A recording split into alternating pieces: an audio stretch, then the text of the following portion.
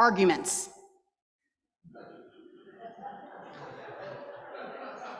Who here likes confrontation?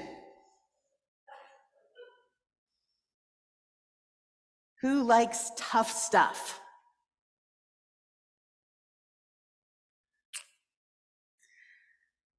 I have never been someone who relishes the tough stuff.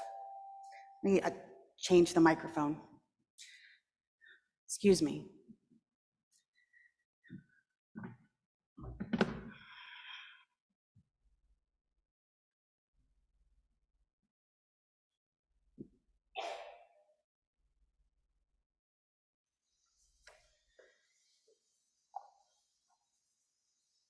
I've never been someone who relishes the tough stuff.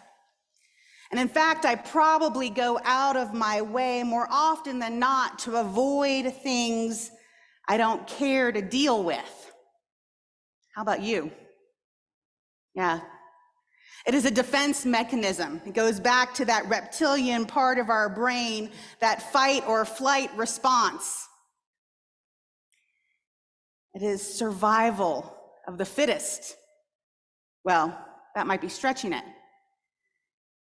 Like most of humanity, I too have had my ups and downs, family, jobs, relationships. Life itself has been a roller coaster of emotions and experiences that have shaped me into the person I am today. Many moons ago, I adopted the motto, "No regrets," as I was trying to reconcile a particularly challenging part in my life. The situation I had been through pushed me to a point that I was uncomfortable with. Instead of blaming someone else or even blaming myself, I took ownership of it and said that this experience, however wrong, bad, ugly, is now part of me, and that can't change. Do you know how hard it is to do that? It's so hard.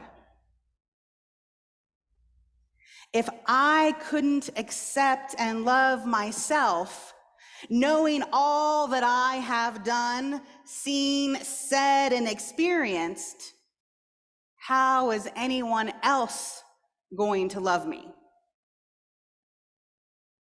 Now, don't get me wrong, this is not a get out of jail free card, this motto of no regrets. It does not wash away consequences in life full of temptations or distractions. I think it is just the opposite. I think it magnifies all that surrounds me and makes me work harder and think smarter about the decisions I make in my life. But even with this added task of seeking out clarity, it doesn't always work. I still make poor choices and bad decisions. I am human. I am a sinner. But more importantly, I'm a child of God. As children of God, our job is to seek out the good that is around us, the people, the acts of kindness and generosity, and to be a source of that goodness out in the world. Our gospel today talks about good and evil in the parable of the wheat and the weeds. Good and evil is everywhere, even here. Even here. And just as the parable reflects good and evil, they must live together until it is time for harvest. The master says, no, for in gathering the weeds, you would uproot the wheat along with them. Let them both grow together until the harvest, and at the harvest time, the reapers will collect the weeds and will bind them into bundles to be burned, and will gather the wheat into the barn. Dr. Ted Wardlaw of Austin Presbyterian Theological Seminary wrote, "There is a strategy in these words of restraint that pushes away from premature clarity regarding such matters of discernment and makes room for holy and purposeful ambiguity." Gosh, that's one thing that we hate the most, ambiguity, right? We don't like that gray stuff. We need it to be black or white. We need a yes or a no. We need an answer.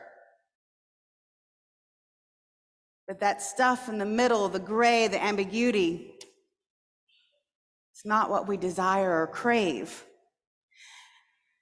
This is not a vague, underground, whatever kind of ambiguity, he continues, but an ambiguity that is both wise and intentional. In our impatience with others, we often want to bring matters to a head and so determine whether others are in or out.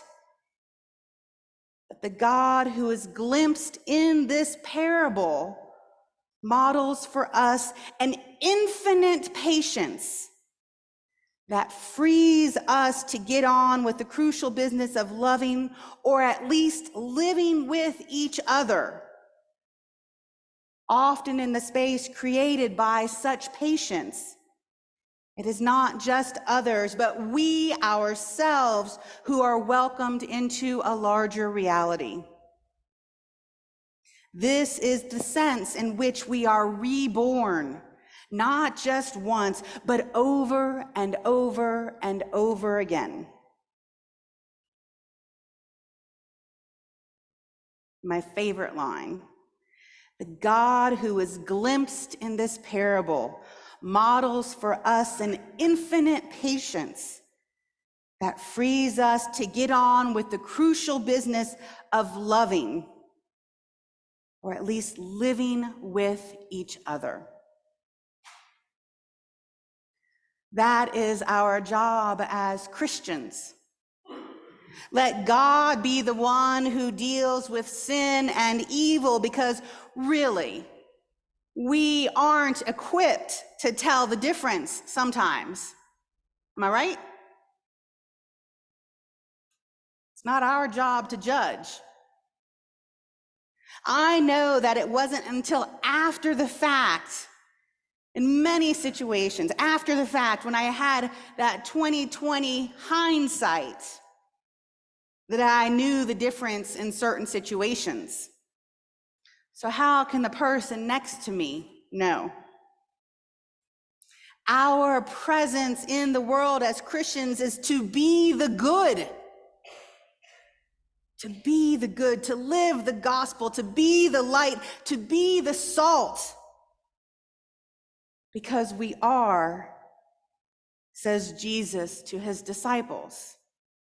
This should be good news. This parable calls us simply to be the good in the world with the full awareness of what the resistances will be. To be light when darkness will surely try to snuff us out. To be salt when blandness and conformity and acceptability are always the easier paths.